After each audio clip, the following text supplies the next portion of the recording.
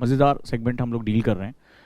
जो कहानी हमारी चल रही थी उस कहानी में जो सबसे मज़ेदार सेगमेंट जो था वो कल कुरियन की कहानी थी। हमने देखा एक बड़ा विद्रोही सा एक युवक जो बहुत ही कैजुअल एटीट्यूड के साथ था, वो देश का सबसे महान हीरो बनता है।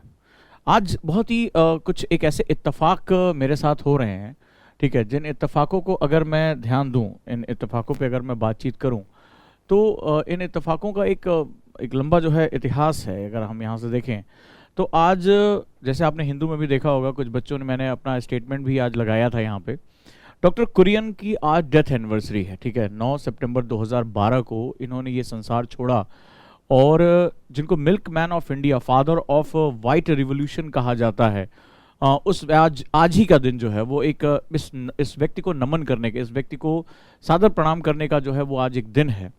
क्योंकि मैं ऐसे व्यक्तिगत हीरोज़ को बहुत पसंद करता हूँ। हमारे पॉलिटिशियंस या कुछ लीडर्स, इन सब के बारे में तो बहुत बात होती रहती है, ठीक है, अच्छी बुरी हर तरह की, लेकिन इस तरह के हीरो जो इससे पहले की कहानी में भी इंडिविजुअल हीरो थे, चाहे वो सुब्रमण्यम रहे हों, चाहे स्वामीनाथन रहे हों, चाहे सदाशिव रहे हों, जो भी इंडिविजुअल जिन्होंने भारत की तकदीर को बदलने के लिए एक इंडिविजुअल लड़ाई लगी, जिसमें उनका कोई स्वार्थ नहीं था, उनका कोई जो है वो एक सेल्फिशनेस के साथ वो जो है लड़ाई लड़ रहे थे।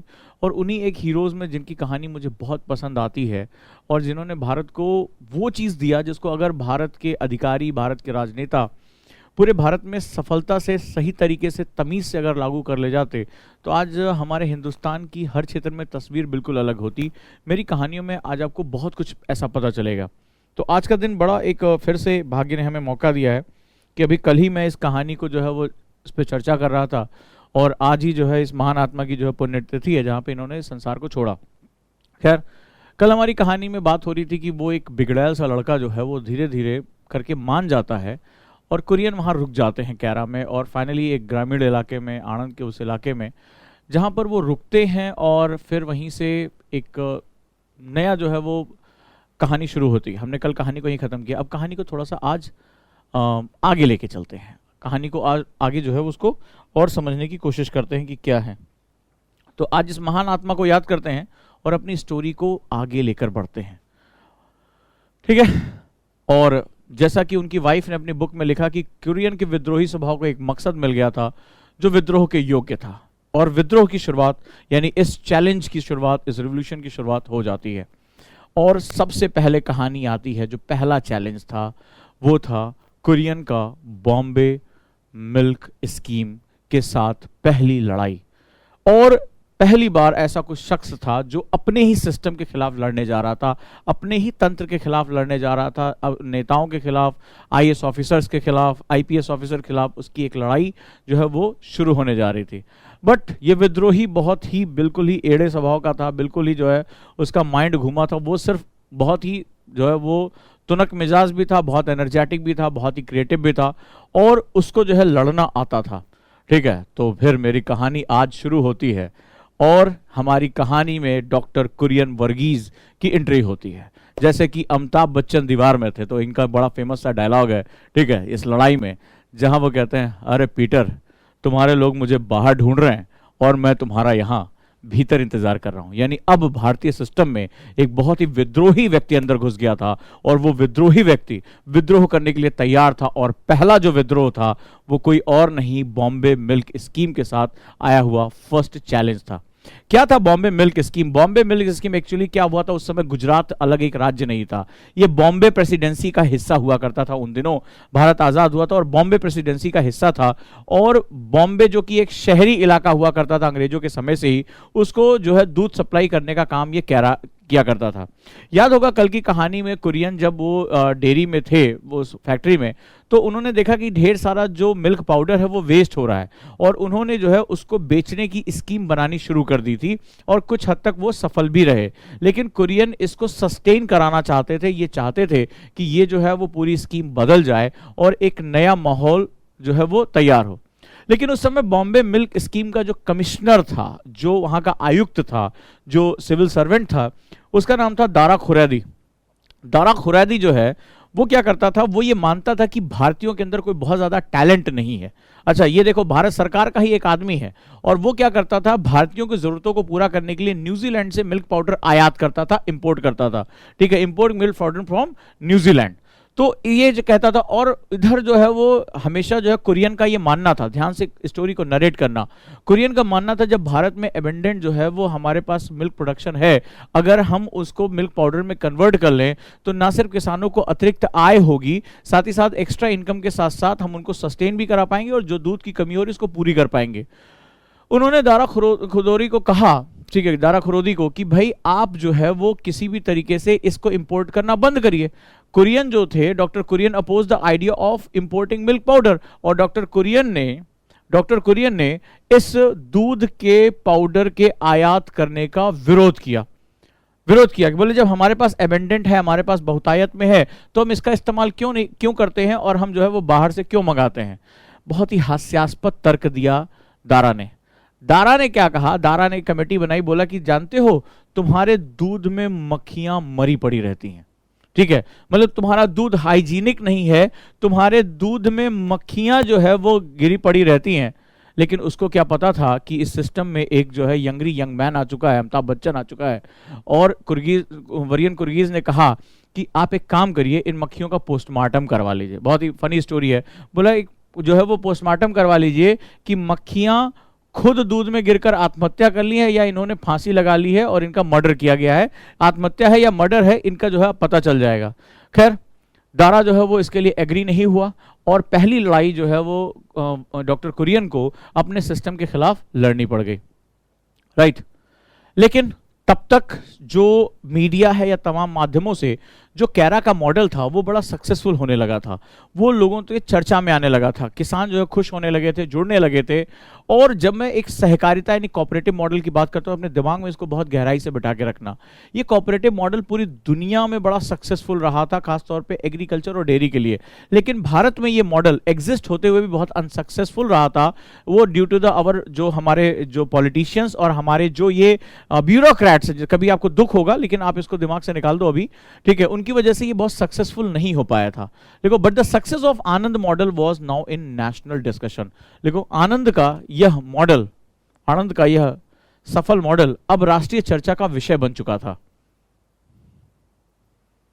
क्यों ये राष्ट्रीय चर्चा का विषय बना? But the success of Anand model was in now national discussion, राष्ट्रीय रूप से चर्चा का विषय बन चुका था। क्यों ये चर्चा का विषय बन चुका था? ठीक है, भारत में जब मैंने कल डिस्कशन किया था तो भारत में सहकारी मॉडल सफल क्यों हो पाए?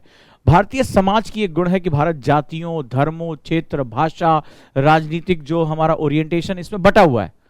और कुछ अनपढ़ गांव वाले जिनको ना इकोनॉमिक्स के बारे में पता, ना उन्हें जो है टेक्नोलॉजी के बारे में पता, उन्होंने मिलजुल कर एक साझा लक्ष्यों के लिए, एक जो है वो कॉमन गोल्स के लिए अपने आप को यूनाइट कर लिया, बिना किसी राजनीतिक भेदभाव के, बिना जाति, बिना, सभी धर्मों के लोग थे उसमें। उसी कंटेनर में हिंदू भी अपना दूध डालता था और मुस्लिम भी। ठीक है, सभी जातियों को लोग मिलजुल कर काम करते थे। भारत में ये बहुत सक्सेसफुल मॉडल था और बहुत चर्चा का विषय था कि भारत इतने ज्यादा विभाजन, इतने ज्यादा डिवीजन के बाद कैसे इतना सक्सेसफुल हो गया। ठीक है, देखो, it was a political miracle, यह राजनीतिक रूप से एक चमत्कार था। आप देखिए, भारत के लोगों की खास बात देखिए, भारत के लोगों की थाती को समझिए कि भारत विभाजित नहीं होना चाहता। ये आज हमारा राजनेता, ये हमारा अधिकारी, ये हमारा मीडिया है जो आज हमें बांटता है। भारत के मूल चरित्र में ही एकता है, भारत के मूल चरित्र में ही सक्सेस। हमें एक्चुअली जब आप इस स्टोरी के साथ जाओगे तो कभी लगेगा तुम्हें कि हमें साजिशन जो है वो सक्सेस नहीं होने दिया गया। कई बार बहुत घृणा सी होगी, कई बार बहुत नफरत सी होगी, तुम्हें अंदर ही अंदर एक बहुत बहुत उथल पुथल सी होगी, और हमारे मूल चरित्र में। और अभी आप इसकी कहानी को जब देखते जाओगे, मुश्किलें बढ़ती जाएंगी और ये सफल होते चले जाएंगे। देखो, it was a political miracle, यह एक राजनीतिक रूप से चमत्कार था। Because in 1950s India, Bharat में 1950 के भारत में, अभी अभी नया नया आजाद हुआ था, अभी 1947 में हिंदू और मुस्लिम को लेकर जो है विभाजन हुआ था, उस भारत की बात कर रहा हूं। In 1950s with the division of caste, religion, political orientation, how villages can establish such successful cooperative economic model। लिखो कि 1950 के भारत में, कि 1950 के भारत में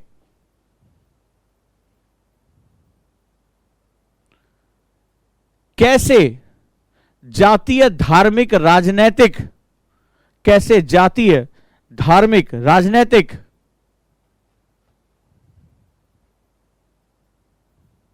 विभाजन के बावजूद गांव वाले जो पढ़े लिखे नहीं थे, जिनको नहीं पता था ये चीजें क्या होती हैं, विभाजन के बावजूद कैसे गांव वालों ने एक सफल सहकारिता का आर्थिक मॉडल प्रस्तुत कर दिया।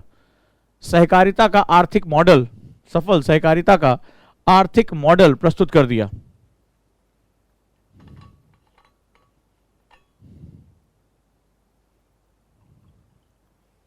जिस बात को ये नेता नहीं कर पाए, जो अधिकारी नहीं कर पाए, उसको जो गांव वालों ने खुद ही मिलकर कर दिया। ठीक है, ये पटेल और कुरियन की कहानी सबको बताए कि देखो यार, तुम्हारा हमारा दुश्मन न जाति है न धर्म है, तुम्हारा हमारा दुश्मन जो है भूख है, तुम्हारा हमारा दुश्मन जो है मेरे बच्चे को जो है क्या शिक्षा मिल रही है, क्या उसको सहूलियत मिल रही है, हमें इसको लाना है। तो इसके लिए आपस के भेदभाव मिटा दो सभी इंसानों, और सभी ने इस बात को समझा और सभी मिलजुल कर जो है वो काम करने लगे और एक सक्सेसफुल मॉडल उन्होंने बना लिया। कहानी थोड़ी और आगे बढ़ती है। अभी तो ये हुआ कि हम थोड़ा थोड़ा इसमें ये किसानों को जो है नियमित आय प्राप्त होने लगी, वो और ज्यादा उत्साहित हुए, लेकिन अभी तो लड़ाई बहुत बाकी थी। कुरियन का सफर इतना आसान नहीं था। ठीक है, as time passes doctor Kurien visited New Zealand and studied successful cooperative model. आश्चर्यजनक बात है कि जैसे समय बीतता गया, डॉक्टर कुरियन को जो है वो भेजा गया कि आप न्यूजीलैंड जाए। 5 महीने के लिए डॉक्टर कुरियन न्यूजीलैंड जाते हैं और वहां पर वो देखते हैं कि न्यूजीलैंड जो अब विश्व में दुग्ध उत्पादन में बहुत ऊंचाई पर पहुंच गया, उसने कोऑपरेटिव मॉडल्स को बहुत सक्सेसफुल करके लागू कर दिया, पूरे देश में लागू कर दिया। पहले शुरुआत में किसानों ने मिलजुल कर आपस में काम करना शुरू किया, फिर धीरे धीरे समय आता है और वहां पर क्या होता है कि सरकार जो है वो सारे कोऑपरेटिव मॉडल्स को इकट्ठा कर देती है ताकि ज्यादा निवेश किया जा सके, ज्यादा जो है टेक्नोलॉजी लेकर आई जा सके। इसका फायदा रहा कि न्यूजीलैंड ने न सिर्फ अपनी जरूरतों को पूरा किया, विश्व भर में जो है वो एक बेहतरीन जो है फूड प्रोसेसिंग इंडस्ट्री को उसने एस्टैब्लिश किया, मिल्क प्रोसेसिंग इंडस्ट्री को एस्टैब्लिश किया। देखो, जैसे जैसे समय बीतता गया, डॉक्टर कुरियन ने न्यूजीलैंड की यात्रा की, 5 महीने वहां रहे और उन्होंने वहां के सफल सहकारिता मॉडल का अध्ययन किया और उन्होंने वहां पर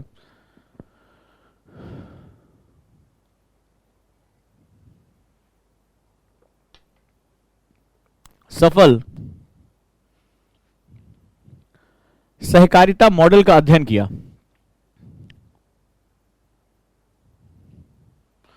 अच्छा, दिमाग में एक बात तो आ रही होगी कि सरकारी और सहकारी में क्या अंतर है। तुमने देखा होगा अक्सर मैं जो है वो सरकारी संस्थानों का मैं बहुत ज्यादा जो है वो बहुत समर्थन नहीं करता हूं। तुमने कई बार नोटिस किया होगा कि मुझे लगता है कि वो जो है वो wastage of time and wastage of money रहा है, और ना वो कभी भी ऑटमोस्ट जो है सर्विसेज दे पाते हैं आज की नीड के हिसाब से। ठीक है, तो 2 शब्द हैं, एक है सरकारी और एक है सहकारी। ठीक है, दोनों में कारी लगा हुआ है। मुझे अंतर बताओ, सहकारी और सरकारी में क्या अंतर। मैं इसका बड़ा समर्थक हूं।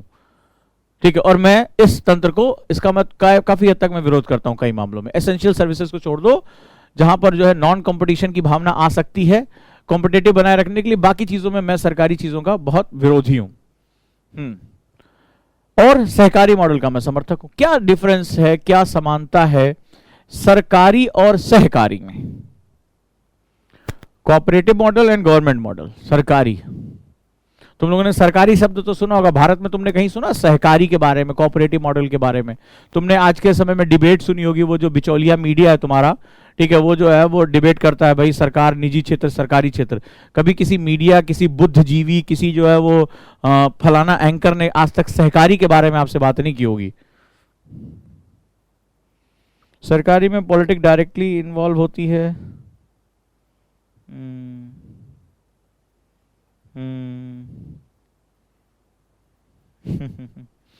ऐसे समझो। ठीक है, ये बताओ भाई, आज सभी लोग जागरूक हो, ये बताओ आज सेल में स्टील अथॉरिटी ऑफ इंडिया में कितने टन स्टील का उत्पादन हुआ?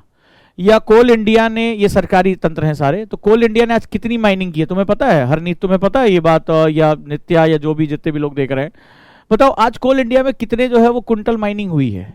स्टील अथॉरिटी ऑफ इंडिया ने एक साल में कितना स्टील पैदा किया है? इधर जो gas authority of India limited ने कितनी गैस जो है, कितना फायदा हुआ, कितना नुकसान हुआ? ठीक है, इधर जो है वो तमाम कौन सी जो है सरकारी कंपनी कितना उत्पादन कर रही है, तुम्हें इससे कोई लेना देना है? ठीक है, तुम्हें इसके बारे में कोई जानकारी है कि इधर पिछले 1 महीने 2 महीने 10 महीने में कितना उत्पादन हुआ, कितना आयात, कितना निर्यात, कितना लाभ, कितनी हानि हुई, कुछ आइडिया है तुम्हें? मैं देश की सबसे बड़ी बड़ी जो है सरकारी कंपनियों की बात कर रहा हूँ। कितना सरकार ने कच्चा तेल खरीदा, कितना प्रोसेस किया, कितने में बेचा? Do you have any idea? कुछ है आइडिया तुम्हें? हाँ या ना? बाद में कौन सा मॉडल है, कौन सा, तुम लोग फिर वही मीडिया वाली बात करने लगे। ठीक है, और भारतीय मीडिया से मैं बहुत ज्यादा चिढ़ता हूं। तो अब मुझे बताओ कि तुम्हें कोई मतलब है? बताओ, जितने भी हमारे प्रबुद्ध लोग इस क्लास में बैठे हुए हैं, ये बताओ, सहकारी मतलब नॉन गवर्नमेंटल, ये सब अभी बातें मत करो। ठीक है, इन सब बातों का कोई मतलब नहीं। अभी तुम मुझे बताओ कि ये बताओ, सेल, गेल, भेल, ठीक है, इन सब में कितना उत्पादन हुआ, कितना लाभ, कितनी हानि हुई है? बताओ भाई। हाँ जी, मोहम्मद इस्लाम, कुणाल, ठीक है, बताओ भैया। देश की सबसे बड़ी सरकारी कंपनियां, मजाक कर रहे हो यार तुम्हें ये नहीं पता कि steel authority of India limited ने कितना स्टील पैदा किया पिछले 6 महीने में, साल भर में? कितना फायदा, कितना घाटा हुआ? तुम्हारे देश की सबसे बड़ी कंपनी है यार, तुम्हें पता होना चाहिए ना। क्यों नहीं पता है? क्योंकि वो तुम्हारी नहीं है, वो सरकार की है। तुम्हारी नहीं है, सरकार की है। अरे सरकार की है तो सरकार जाने ना भैया, इससे हमें क्या मतलब है? हमारा जब घर बनेगा, हमें स्टील सरिया की जरूरत होगी, तब हम जान लेंगे क्या चल रहा है हमारा रेट। हमसे भी क्या मतलब है कितनी गैस खुद रही है, कितनी नहीं खुद रही है, कितना कोयला खुदा, कितना नहीं खुदा, हमसे क्या लेना देना यार? हम आईएएस की तैयारी करें, हम बैठ के कंपनियों के बारे में बात करें। लेकिन ठीक है, तो ये सरकारी होगा, तुम्हें इससे कोई लेना देना नहीं है। भाड़ में जाए, जिनका काम है वो करे, वो अपना काम कर रहे हैं। वो कोयला बाहर भी निकल रहा है, यहाँ पे कुछ भी हो रहा है, इससे आपको कोई मतलब है? सरकार को भी कोई मतलब नहीं, अपना काम चल रहा है। लेकिन अब कोई एक ऐसी फर्म भैया तुम लोगों ने खोल ली जिसमें तुम सारे मेरी क्लास के बच्चों के हित जुड़ गए। ये तुम्हारा ही आइडिया था कि हम चलो यार एक छोटा सा काम करते हैं, अपनी अपनी पूंजी भी लगा ली, अपना अपना जो है काम भी कर लिया, उससे तुम्हें लाभ मिलना है। अब ये तुम मुझे बताओ कि उसमें जरा सा भी फ्लक्चुएशन हो, तो इससे तुम्हें फर्क पड़ेगा कि नहीं पड़ेगा? इससे फर्क पड़ेगा कि नहीं पड़ेगा? मुझे बताओ कि अगर जिसमें तुम्हारा पैसा लगा हो, तुम्हारी मेहनत लगी हो, तुम्हारा आइडिया लगा हो, तुम्हारा पसीना लगा हो, तो उसमें कुछ हो रहा है, आ रहा है, जा रहा है, तुम्हें मतलब है कि नहीं है? मुझे बताओ, होगा या नहीं होगा?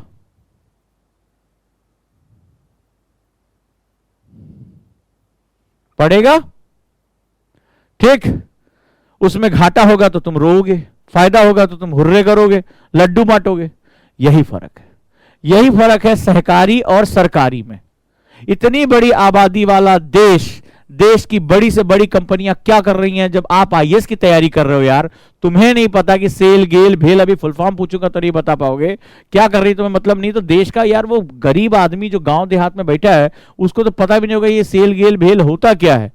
ठीक है, कौन सा ओएनजीसी और कौन सा जो है वो इंडियन ऑयल, उसको कुछ नहीं पता है देश के बारे में। तो देश में क्या हो रहा है, देश में क्या उत्पादन हो रहा है, ना वो सीख रहा है और ना वो सीखना चाहता है, क्योंकि उसकी चीज ही नहीं, उसको मतलब ही नहीं है।